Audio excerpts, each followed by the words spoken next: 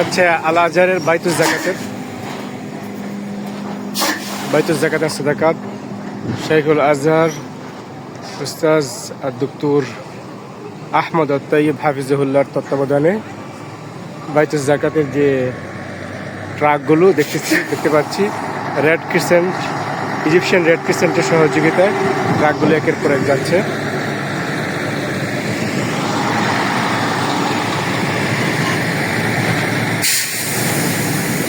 একের পর এক আসতেছে, আরও আসতেছে, দেখতে পাচ্ছি এগুলো ঢুকে যাচ্ছে। এখান থেকে রাফা বর্ডার হয়ে কারাম আবু সালেম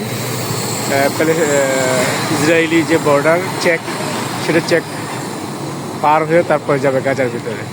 এটা অনরোয়ার দেখতে পাচ্ছি জাতিসংঘের যাচ্ছে। আমরা এখন দাঁড়িয়ে আছি রাফা বর্ডারে, মিশরের সীমান্তবর্তী গাজার একমাত্র স্থলবন্দর। এই বন্দরটি দিয়ে আজকে যুদ্ধবিরতির প্রথম দিন তার সকল কার্যক্রম চলা শুরু হয়েছে।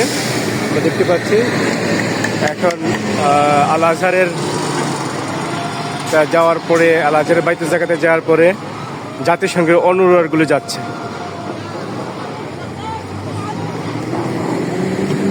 আরও ট্রাক আসছে আমরা দেখতে পাচ্ছি। এটা ইন্ডিয়ান পতাকাবাহী একটি বাইতুল জাকাতের ওইগুলো।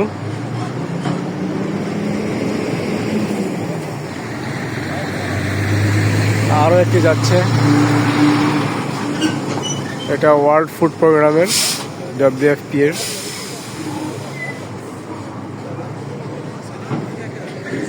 একের পর এক আরও আসতেছে।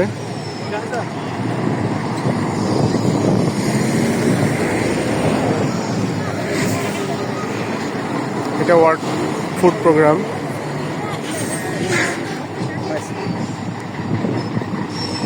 আরও ট্রাক একের পর এক অপেক্ষা করছে।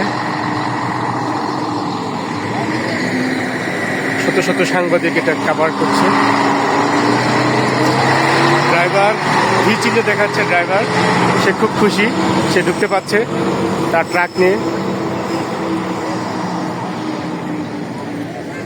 এরপর আরও একটি ট্রাক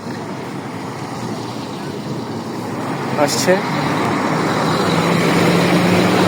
ড্রাইভার খুব খুশি, প্রত্যেকটা ড্রাইভারই তাদের আজকের এই কার্য সম্পাদন করতে পেরে তারা খুব খুশি।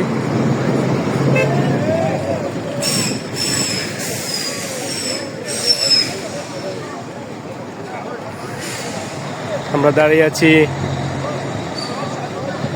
রাফা স্থলবন্দরে, মিশরের পার্টে, মিশরের সীমানায়। এটা অনরোয়ার জাতিসংঘের সাহায্য ট্রাকগুলো যাচ্ছে একের পর এক।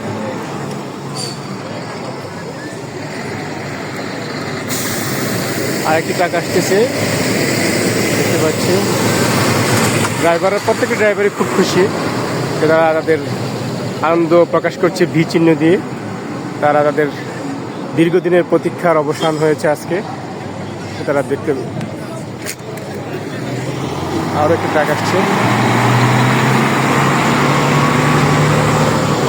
অনরোয়া।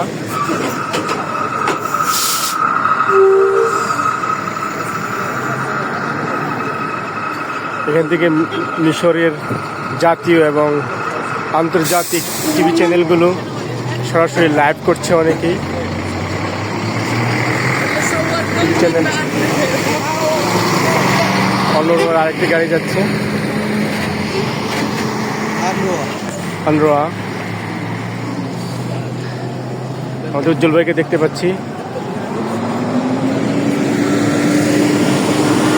আর একটি ট্রাক, এটা ইউনিসেফের, হ্যাঁ ইউনিসেফের ট্রাক যাচ্ছে।